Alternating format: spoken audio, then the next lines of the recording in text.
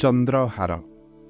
ଗୋଟିଏ ଗାଁରେ ମହେନ୍ଦ୍ର ନାମକ ଜଣେ କଞ୍ଜୁସ ବ୍ୟକ୍ତି ଥିଲା। ତାର ପଡ଼ୋଶୀ ଅଶୋକ ତା ସ୍ତ୍ରୀ ରୂପା ପାଇଁ 2000 ଟଙ୍କାର ଏକ ସୁନ୍ଦର ଚନ୍ଦ୍ରହାର କିଣି ଆଣିଲା। ଚନ୍ଦ୍ରହାରକୁ ପିନ୍ଧି ରୂପା ସାରା ଗାଁ ବୁଲି ଆସିଲା। ମହେନ୍ଦ୍ରର ସ୍ତ୍ରୀ ମଞ୍ଜୁ ହାରଟିକୁ ଦେଖି ବହୁତ ପସନ୍ଦ କଲା ଓ ସ୍ୱାମୀକୁ କହିଲା, ତମେ ତ ଅଶୋକ ଠାରୁ ବେଶୀ ଧନୀ, ମୋତେ ଏମିତି ଗୋଟେ ଚନ୍ଦ୍ରହାର ବନାଇ ଦିଅନ୍ତି ନାହିଁ? ଆରେ ପାଗଳି, 2000 ଟଙ୍କାରେ ତ ଜମି ଖଣ୍ଡେ କିଣି ପାରନ୍ତି, ଚନ୍ଦ୍ରହାର ବନେଇ କି ଲାଭ? ମହେନ୍ଦ୍ର କହିଲା ସ୍ନେହରେ।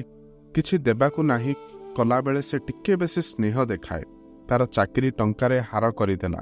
ଆଉ ତୁମର ଯେତେ ଟଙ୍କା ଅଛି 10ଟି ଚନ୍ଦ୍ରହାର କରିଦେଇ ପାରିବ, ତଥାପି ନାଇଁ କରୁଛ?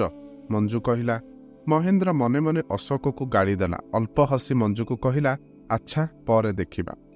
ମଞ୍ଜୁ ଭାବିଲା ହାରଟି ଦେଖାଇଲେ ହୁଏତ ସ୍ୱାମୀଙ୍କ ମନ ପରିବର୍ତ୍ତନ ହୋଇପାରେ। ତେଣୁ ସେ ରୂପାଠୁ ହାରଟି ଆଣି ନିଜେ ପିନ୍ଧି ମହେନ୍ଦ୍ରଙ୍କୁ କହିଲା, ଦେଖ ତ କେମିତି ଲାଗିଛି?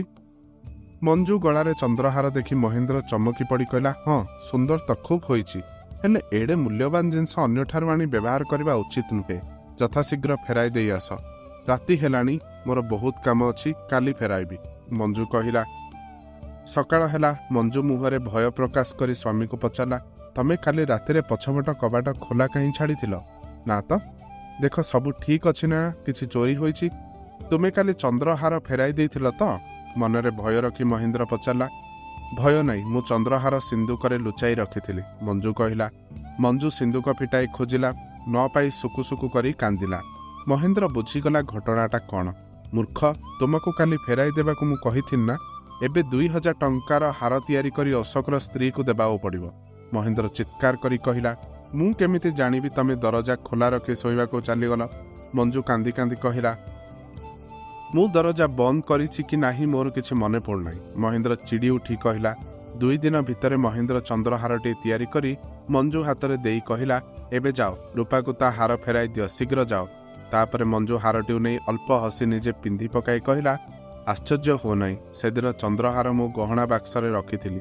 ପରେ ଖୋଜି ପାଇଲି ଓ ରୂପାକୁ ତା ଜିନିଷ ଦେଇଦେଲି। ସେତେବେଳକୁ ତମେ ବଣିଆକୁ ହାର ବରାଦ କରି ସାରିଲାଣି। ତେଣୁ ମୁଁ ଚୁପ୍ ରହିଲି। ଭଗବାନ ଇଚ୍ଛାରୁ ମୁଁ ଯାହା ଚାହୁଁଥିଲି ପାଇଗଲି। କ'ଣ କହିଲ? କଥା ଏପରି? ଚନ୍ଦ୍ରହାରଟି ପାଇବା ପରେ ମଧ୍ୟ ମୋତେ ଜାଣି ଜାଣି ଖର୍ଚ୍ଚାନ୍ତ କରାଇଲ? ମହେନ୍ଦ୍ର ହସି ହସି କହିଲା, ତମେ ମୋତେ ତ ଚନ୍ଦ୍ରହାରଟିଏ ଦେଲ, ମନା କରୁଥିଲ କାହିଁକି? ମଞ୍ଜୁ ହସି କହିଲା।